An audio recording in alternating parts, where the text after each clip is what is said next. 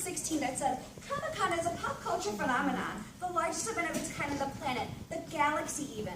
You don't need me to tell you this. Everyone in this room, nerd or not, would have a fantastically wonderful time exploring the adventures that Comic-Con has to offer. I'm close friends with these three beautiful people that have either been to Comic-Con themselves, has a close friend who went, or has researched extensively on it. Comic-Con isn't only for the pickle-faced awkward people that come to your mind when you hear the word nerd. It's for all people from all walks of life, including all you sweethearts who should come to Comic-Con with us.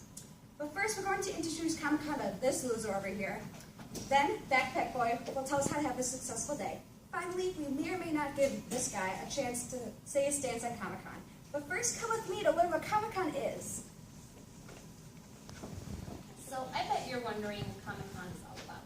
Allow me to enlighten you. According to Biaggi, on his site about Comic-Con that I accessed on May 1st, 2015, the San Diego Comic Convention, or Comic-Con as it's come to be known, was established in 1970 by a group of people who shared a passion for the comic arts. Back then, its prominence was not as big as today's, but the concept hasn't changed. It's a 4-day event in which people who share the same passion for certain genres come together under one roof.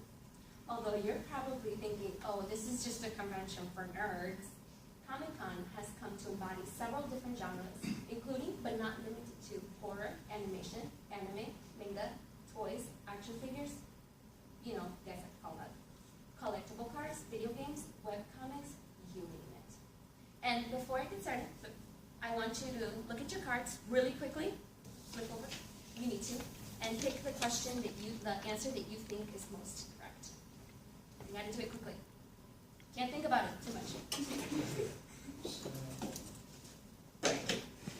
So, according to Osceola, in an archive titled Your Guide to Comic-Con, The Panels of More, published in June 2015, more than 80 TV shows were featured in 2011 alone in the eponymous H Hall. This is where the TV magic happens. In H Hall, a variety of TV-related events happen, including panels, Q&A, and actor interviews. Here, you may recognize this little panel over here. See? Tickets to these sell out very quickly, in part due that there are Comic-Con only previews, trailers, and even full episodes that are shown to this crowd months before the general access even can have public. This is why there's gaining more fan bases and popularity. Well, now that I've talked about the history and popularity, let's hand it off back to Hans. Thank you, Miss Wizard. Let's go check out the place and see who's prepared for some fun. P for ice. Of course it goes like that. Whatever you say, 2 Chainz. Before going to Comic-Con, there's a lot to think about, like your budget, what to wear, and how to prepare to have the best experience you can. Before doing anything, make an outline of what you want to see and which booths you want to visit. As stated by Acceleration Cosplay, published on July 29, 2013. Another great tool is this map.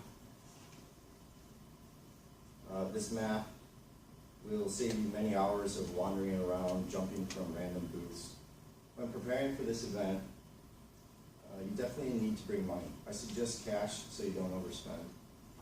Acceleration Cosplay, published on August 21st, 2013, states another great thing to do is bring a backpack full of food and water, and make sure you have a comfy pair of shoes. I agree with this because at Comic-Con the price of everything is nearly triple what you would normally pay at your local grocery store. For shoes, I suggest bringing ones with good support. You will most likely be on your feet all day. Wearing a costume is optional at this event, but if you do choose to wear a costume, here are some tips when trying to pick the right one for you. First off, the obvious. Pick your character. Although this sounds easy, this is the most difficult thing you will have to do, or have to choose, because you need to consider budget, comfort, and location when picking your character. Next, you want to gather photos and look at tutorials on how to make your costume. Then, you should start planning. For example, you should be looking for supplies like shoes, material, wigs, and makeup. You can find all this online or at thrift stores near you. Now that you have everything planned and are ready to go, you can start ordering and purchasing the things you need. Lastly, wear your costume and make sure everything fits, and make any last-minute changes. Well, thank you, Backpack Man. Oh my gosh, it's Mrs. J. Let's Love go the over and World see her Series. booth. comes to going through the experience of seeing Comic-Con, I don't know if this event is for me. According to my sources in UrbanDictionary.com, published in July 2005, the definition for Comic-Con is where the biggest dorks and geeks under the roof. And come on, would I be in such a place? I'm a cool guy. Come on, a bro like me is not going to cut out with a crowd like that. Especially with such a loser crowd. Also, in the Urban Dictionary, from what I've read about comics, the Comic-Con is a place where you can find women with skimpy clothing and sloppy costumes. Which I don't mind, of course, who doesn't like looking at hot girls. But there's no way I'll bring my girl to such an event having a bunch of nerds gawking at my girlfriend. Also, I cannot bring my kids or any family members to such an event. Well, first off, let me step out of character. Hey, dude, take off the glasses. We're inside. And hey, I'm here. I'm listening to what you're saying, and I'm assuming that you expect to see guys that look like this. Let's take a look. But Chris Taylor's 8 Things I Learned at Comic-Con by a newbie in July of 2013. He supports the fact that you may see a lot of guys that look like that, and they look like they just left their mother's basement, but they are by no means the majority. And also, women are not running around in skimpy outfits for men to sexually harass them. Look at your friend here, Carly. She's dressed literally from head to toe. And I wouldn't call this the sexiest outfit either. But hey, if you want to think that, I'll go ahead and let you think that, but it's not really true. Women enjoy Comic-Con just as much as men. We're here for the booths, the panels, the interviews. I'm pretty sure your friend the Wizard told you all about that. Another example, in 2013, Comic-Con in San Diego was packed with more than its half, a fair share of women and families, according to Taylor. And Emily Zinotti's article, 5 Things Non-Nerds Need to Know About Comic-Con, which I accessed on May 1st of 2016, supported this by listing many different attractions such as Call of Duty, Black Ops 3, Doctor Who, a popular TV show, right? That was you earlier? And also Game of Thrones. Who doesn't like Game of Thrones? But let me hear about why you really don't like this. What else do you have for me? Okay, girl, you may be right about the people in Comic-Con and the family environment. All right. But what about the cost of going to Comic-Con? You got to dish out some pretty dough for going to Comic-Con. In my research that I just did right now on my cell phone, in GoBankingBreaks.com, published in 2015, last year's Comic-Con in San Diego, it cost $220 buying a 4-day pass to Comic-Con. Come on.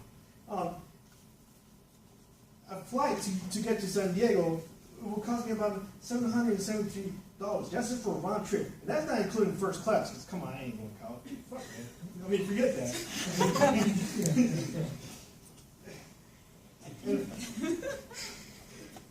and for getting a nice, decent hotel for a room, it will cost me $664 for a 4-day room, and I'm definitely not staying in a Roach Motel. I need my sleep. And pay for food, it will cost me about $120. And come on, I gotta keep this body in shape. I'm not going to fast food. Come on, look at this. And decent costume like my friend over here, $77.